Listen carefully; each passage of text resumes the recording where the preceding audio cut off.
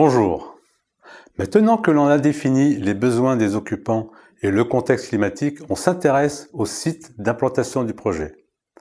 Le lieu d'implantation est un élément déterminant, comme le souligne Nicolas Michelin. Je cite: « Un bâtiment réussi est avant tout un bâtiment bien placé dans son environnement qui dialogue avec le paysage, qu'il soit urbain, périurbain ou rural. » Dans ce but, une analyse détaillée du contexte physique, mais aussi socio-culturel, est un préalable nécessaire.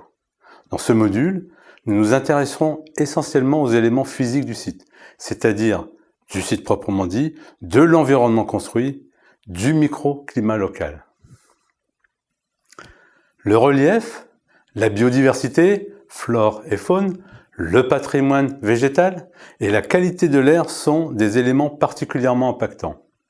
Le relief du site modifie la réception solaire, mais aussi la force et l'orientation du vent local.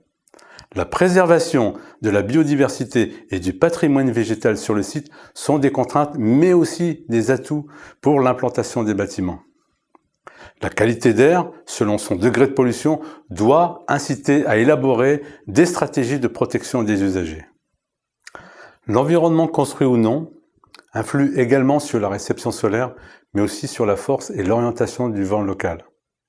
Les masses bâties environnantes peuvent être favorables ou défavorables au potentiel bioclimatique, créer de l'ombrage, modifier le champ visuel, affaiblir le vent localement. En milieu urbain ou périurbain, les nuisances acoustiques sont plus ou moins compatibles avec un fonctionnement en ventilation naturelle des locaux. La nature des activités environnantes, nature des activités, infrastructures routières, entre en ligne de compte, comme le souligne justement un proverbe populaire. Choisir ses voisins est plus important que choisir sa maison.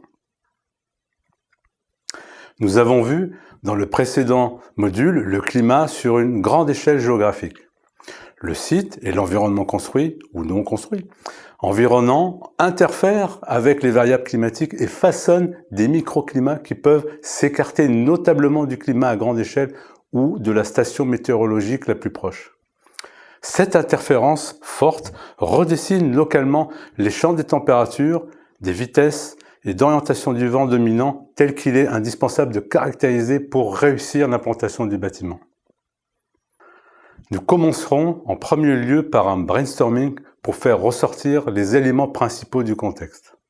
En second lieu, nous nous emploierons à caractériser les paysages sonores, thermo-aéroliques et visuels. Cependant, le contexte englobe des aspects bien plus larges. Aussi, nous vous invitons à consulter des ressources bibliographiques données dans le site, mais également dans les sites affichés sur l'écran.